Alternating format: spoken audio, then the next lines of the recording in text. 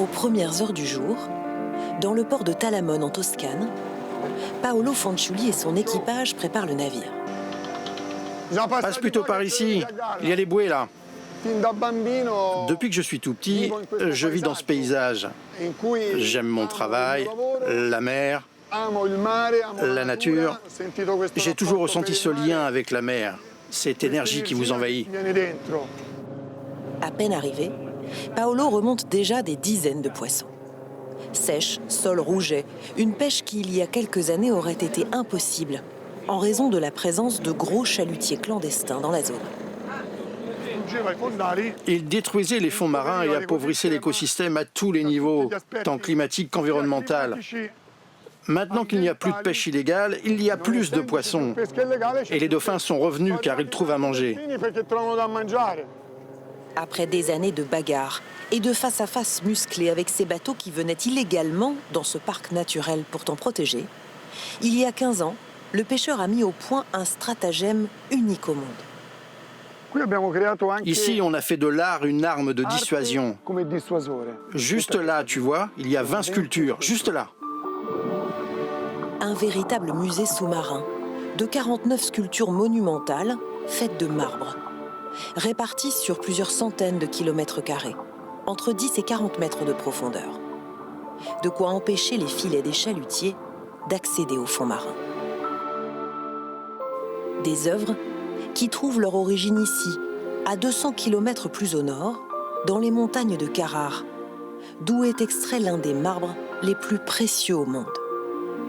Ces sculptures rejoindront bientôt les fonds marins de Paolo. Celle-ci a nécessité 2 mois de travail. Alors, comment ça avance? Finalement, on commence à le voir. Tu commences à t'approcher du but? Réalisés dans des blocs de marbre de 20 tonnes, d'une valeur de 10 000 € chacun, les œuvres sont offertes par le propriétaire de cette carrière. Je lui ai donné ces blocs parce que ça m'a plu quand Paolo m'a dit que c'était pour sauver la nature.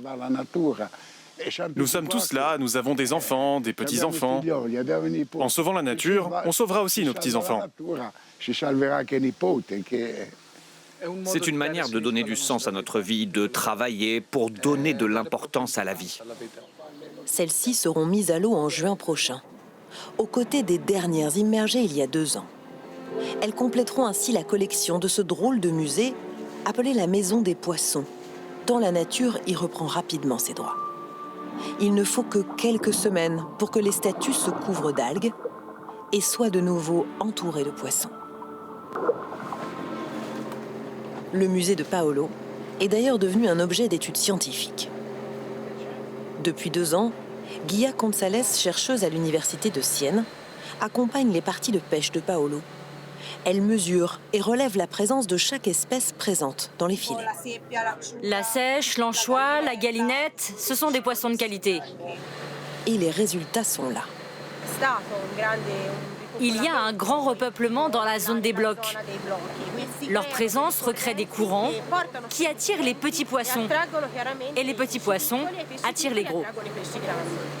Un succès dont Paolo est fier et qu'il souhaiterait voir se produire partout où cela est nécessaire. Je le dis à tous, faites-le vous aussi. Il suffit de s'y mettre. Aidons notre mer, car c'est elle qui donne de l'oxygène à la terre. Alors ne nous contentons pas de prendre à la mer, il est temps de lui donner. Ces blocs, désormais impossibles à déplacer, ont sans doute trouvé au fond du golfe de Talamone leur place pour des milliers d'années. De quoi apaiser le pêcheur, rassuré de voir enfin sa mer protégée.